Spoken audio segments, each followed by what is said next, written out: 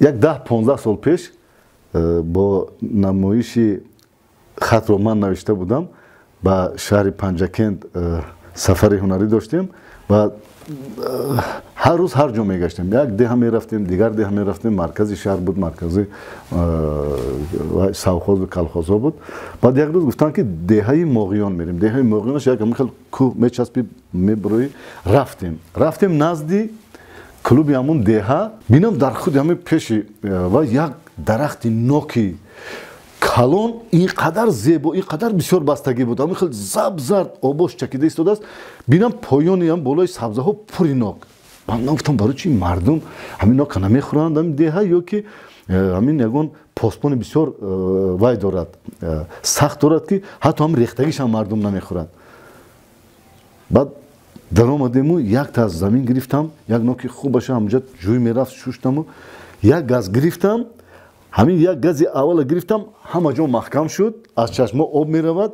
اینقدر تمچ بود که وقتی که خرما تمچ است در همین نپخته این 10 برابر دیگه زیادتر همین خیلی تمچ بود. بعد من گفتم حاضر ایستید. بعد همین بالا یک نمیدونم 10 تا چیندم و خوشروشه شستم و بالا یک گازت گرفته در اون اتوبوسی که رفته بودیم همون در آمدم.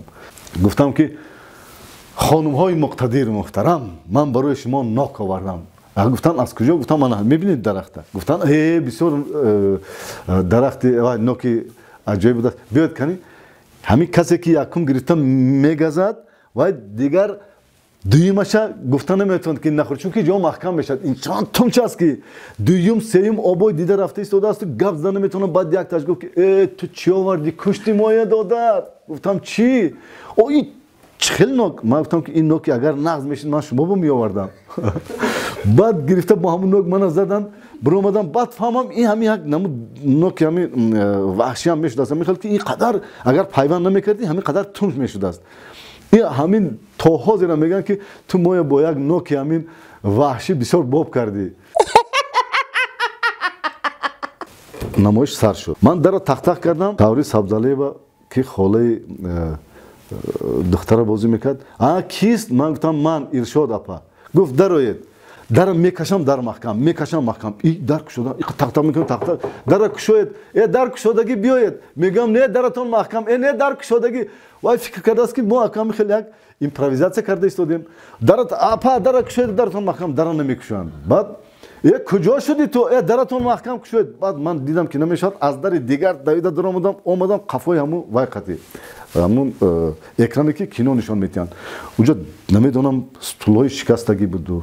بالای وای میغلطم. تو کجا ده چی طرف پرم؟ حاضر من میبیام از پیشم کفتر میپرد. همین خیلی یک عجایب چنگ و خوک در قفای وای اومدم. تو در کجا بودی؟ اینجام پری همون کفتر بود است. چی من گفتم همین درتون محکم. گفتم بالای در قطی در اومدم. چی تو دیگه مرخانه بودی کفترخانه؟ گفتم با فکرم کفترخانه بود. چندین سال آدم میتواند که همین چیزا یاد بیارد و خندد. من در خانه زنگ زدم گفتن در کجایی تو؟ من گفتم خانه چه در خانه حاضر نمایش سر میشه نمایش باشه. من گفتم دینا نبود که؟ گفتن نه عاجلا خسته بیا. نقش گرگ من بازی میکردم.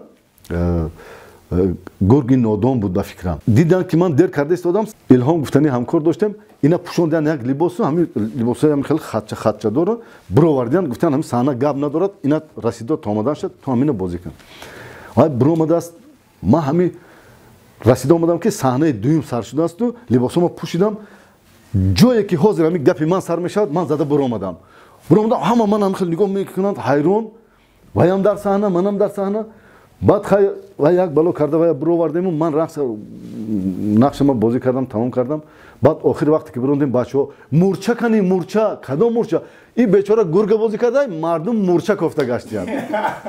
و مورچه کنی مورچه کدام مورچه؟ او مورچه حاضر بازی کرده بود که بعد برو وردیم بایم الک لباساش پوشیدگی گفتم این مورچه نه اینم گرگ بود.